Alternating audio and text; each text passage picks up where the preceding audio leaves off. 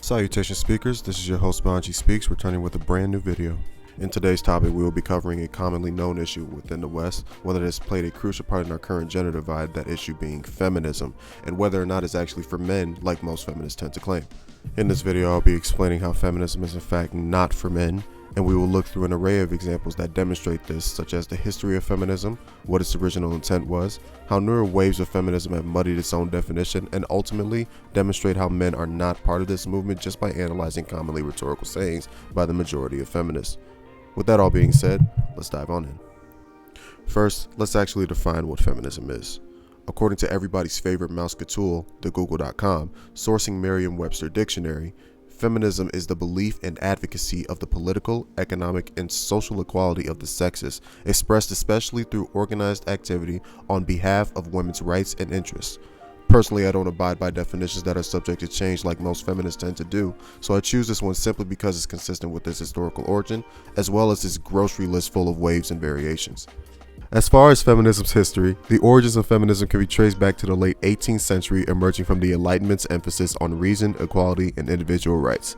Mary Wollstonecraft's A Vindication of the Rights of Women, written in 1792, is considered a pioneering work advocating for women's education and equality.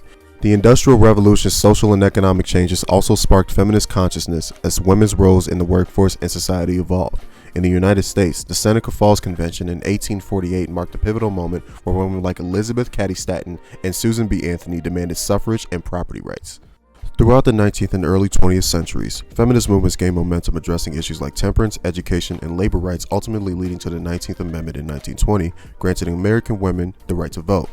These early feminist efforts laid the groundwork for subsequent waves of feminism, continuing to shape their gender equality and social justice struggles today. Now that we understand the history, it's clear that feminism had absolute fuck all to do with men collectively, as during this time women were dealing with a misogynistic system that gave men a lot more opportunities compared to their female counterparts during this time.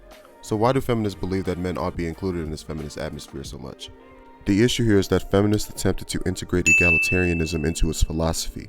What's better is that through rhetoric, modern-day feminists don't really believe in the concept of egalitarianism because they promote the ideology that women are still dealing with a modern-day patriarchy, and in order to mitigate these effects, men have to lessen and women have to expand culturally and societally.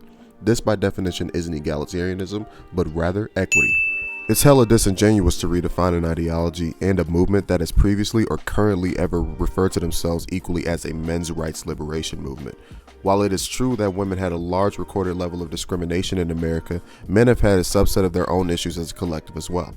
For example, the poor working conditions that men generally worked under, being forcefully mandated to sign up for military services such as the draft, which is still a thing today, the overall disposability of men that the government has bestowed amongst men throughout history is all evident of systemic issues that men have collectively dealt with over the course of history.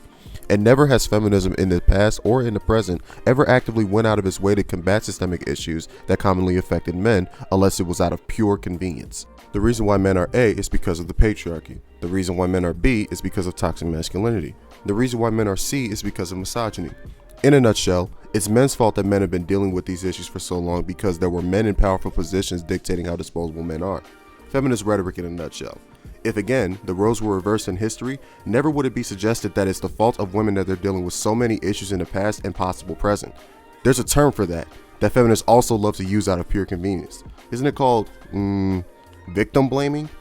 The modern-day feminist movement has proven itself incapable of discussing men's issues, as we've seen a rapid increase in newer issues that men are currently dealing with that the movement has not helped mitigate, if not make worse, such as low self-esteem, high divorce rates perpetuated by women, paternity fraud cases, lack of healthy sexual experience, so on and so forth. And knowing this, what do you think caused the rapid increase in the red-pilled mentality amongst men overall? In my honest opinion, modern-day feminism is to blame. If masculinity, manhood, male behavior, etc. weren't so obviously policed these days, you wouldn't have men appealing to such extreme counters to this ideology. I'm not a fan of red pill personally, but call a spade a spade. Andrew Tate, Donovan Sharp, Fresh and Fit, these creators would not have such a high appeal to men if feminism wasn't so obviously against men as a collective as previously demonstrated. So my ultimate message is simple.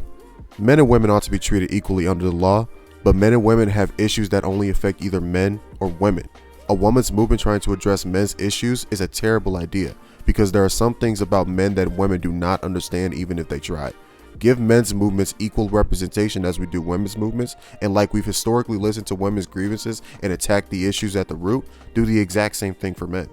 Embrace the innate differences between men and women because we're supposed to balance each other out. We need to be together, not separated. And my final message to the modern day feminists, set aside your pride and ego and actually sit and listen to what men are currently dealing with.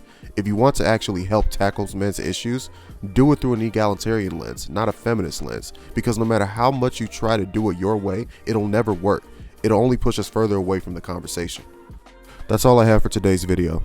Have any questions, comments, concerns? Leave your thoughts in the comments below. I'm a brand new creator that's looking to turn this into a full-time career path, so if you would like to support me, please like and subscribe, as well as share this video with friends. That all being said, take care everybody, and thanks for watching.